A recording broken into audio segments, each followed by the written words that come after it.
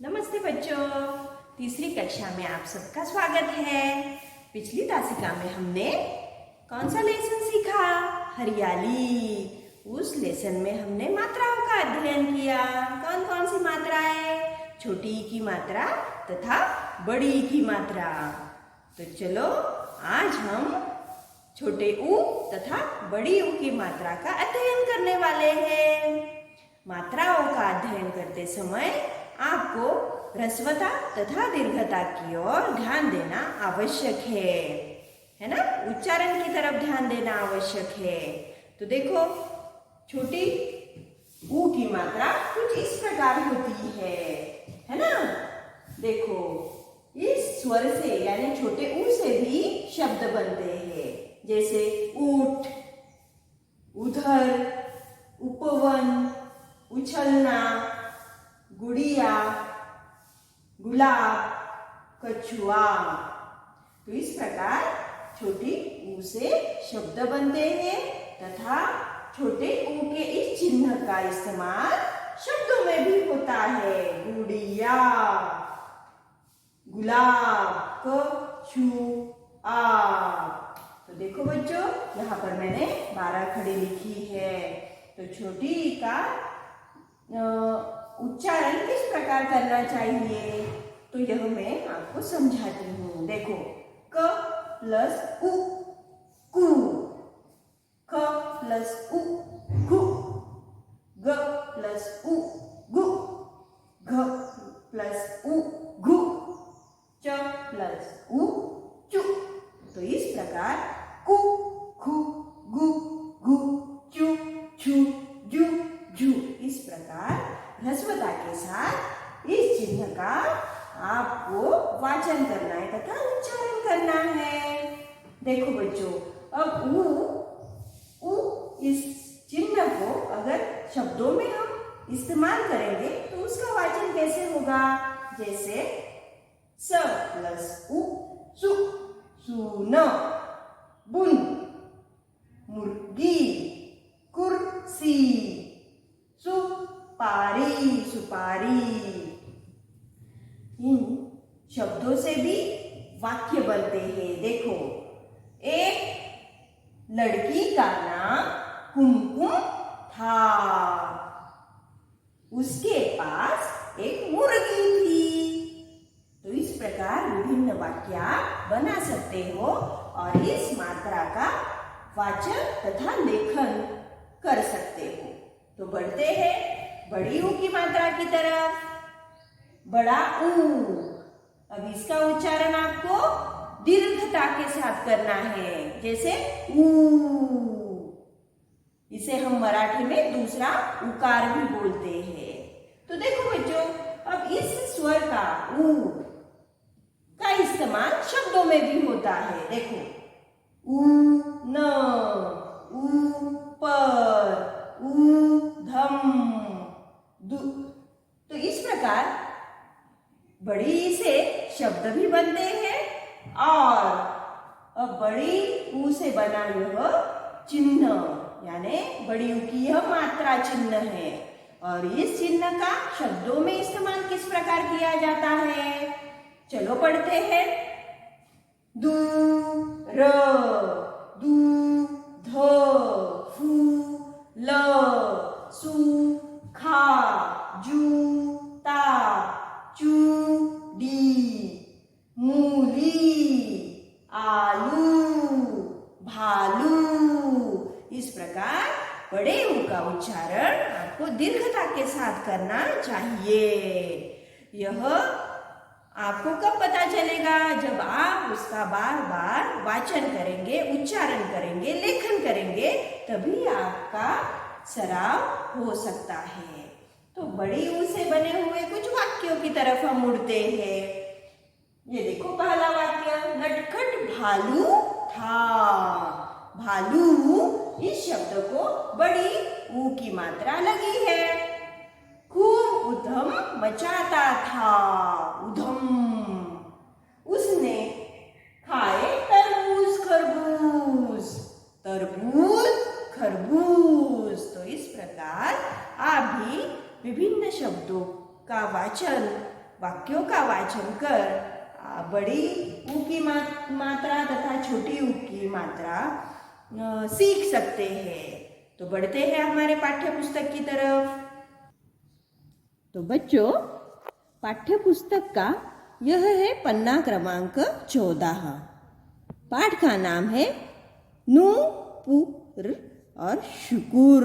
नुपुर शुकुर। बड़ी की मात्रा तथा छोटी की मात्रा यहाँ पर दी गई है। नुपुर शुकुर यह बच्चों के नाम हैं। अब आगे बढ़ते हैं चित्रकृति की तरफ। देखो, इस चित्रकृति का आपको निरीक्षण करना है और इस पर आधारित कुछ वाक्य भी यहाँ पर दिए गए हैं, वह भी आपको पढ़ने हैं। पहला वाक्य, नुपुर और शुकुर बातें करते जा रहे हैं। ये देखो, नुपुर शुकुर बातें। देखो, इस चित्रकृति में नुपुर शुकुर बातें करते जा रहे हैं। गाय घास खा रही है। देखो, यहाँ पर गाय घास खा रही है। रास्ते के दोनों ओर पेड़ पौधे हैं। पेड़ है बड़ा सा, पौधे भी है, पौधों को फूल लगे हैं। डाल पर दो गौरैया बैठी है। गौरैया यानी चिड़िया। पेड़ पर तोता बैठा है। तोता यहाँ पर दिखाई दे रहा है, लाल लाल चोंच वाला।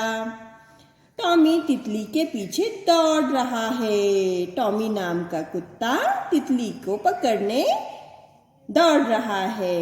ऑटो रिक्शा के आगे साइकिल है। देखो, यहाँ पर पेड़ के पीछे हमें ऑटो रिक्शा दिखाई दे रही है ना। उसके बाद स्वच्छता गृह का उपयोग करना चाहिए। यहाँ पर स्वच्छता गृह दिया गया है। आप इसे टॉयलेट कहते हो और इसका इस्तेमाल हमें करना चाहिए, जिससे हम चुस्त तंदुरुस्त रहेंगे। तो देखो, और खुशी और आनंद गौरव को लेकर पाठशाला जा रहे हैं। खुशी और आनंद देखो, गौरव को लेकर पाठशाला जा रहे हैं, क्योंकि गौरव छोटा बच्चा है। हमें भी अपने से छोटे बच्चों से प्यार दुलार करना चाहिए।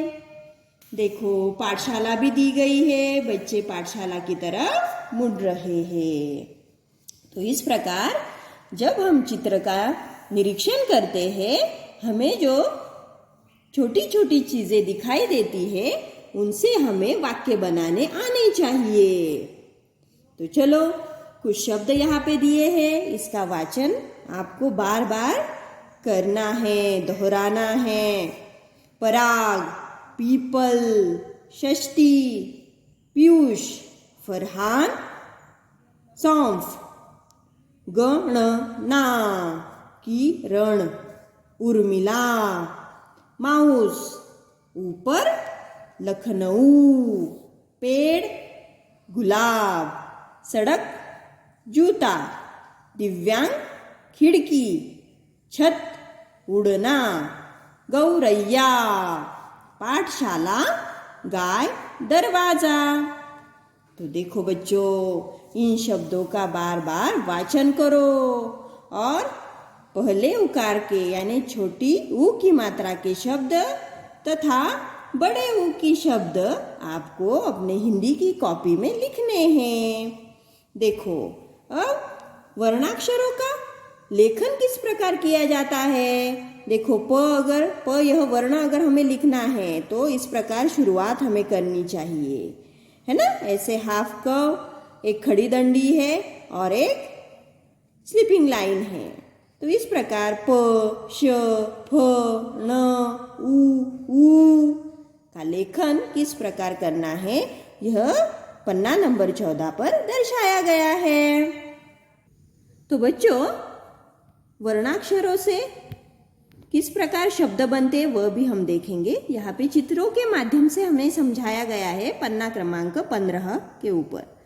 देखो, प से बना पपैया या पपीता, हिंदी में हम इसे पपीता कहते हैं। श से बना षटकोण, फ से बना फल, ण से बना बाण, ऊ से बना उल्लू, ऊ से बना ऊन।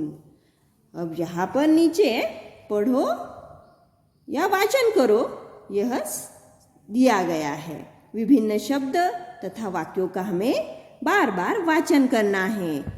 पल, फल, गण, ऊण, उषा, मिलाप, चीतल, नीलिमा, जामुन, भूषण, जुगनू, जुगनू।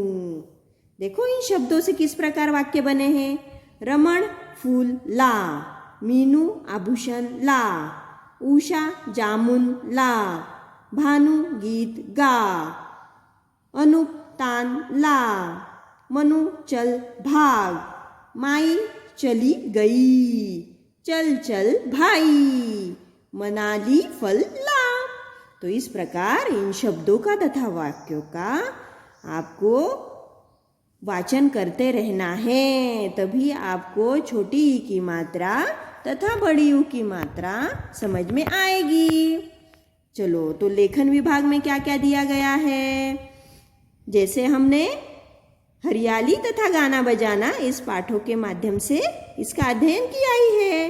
देखो अब कौन सा अक्षर यहाँ पर आता है वह हम ढूंढते हैं। जैसे प तंग, पतंग है ना, रुपया और कप। अब इसमें समान अक्षर कौन सा है, कौन सा अक्षर समान दिया गया है। सही जवाब दिया आपने, प। देखो प में भी पतंग यह वर्णाक्षर है, रुपया इसमें भी प यह वर्णाक्षर है, तथा कप इसमें भी प यह वर्ण दिया गया है।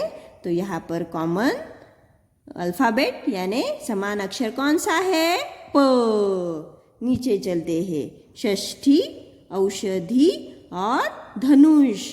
तो यहाँ पे क्ष यह षटकोण वाला क्ष आएगा। फसल, डफली, जिराफ।